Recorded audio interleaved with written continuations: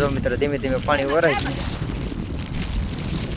ને હવે આમાં માછલા નીકળી આગળ પાછો વરસાદ ચાલુ થઈ ગયો.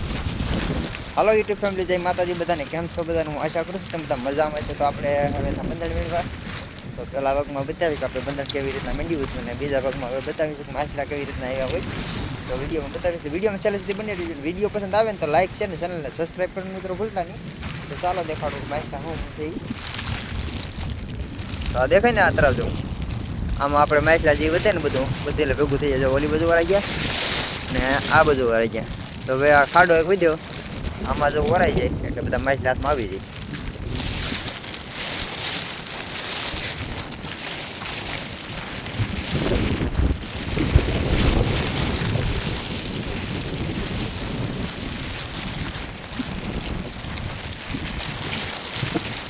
કઈ દેખાતું નહીં લાગતું. જો આ ઝીંગા તો છે તાક તાક દેખાય છે તમને. આ મૂળ છે ને ઝીંગાની છે. સીધમ ઝીંગા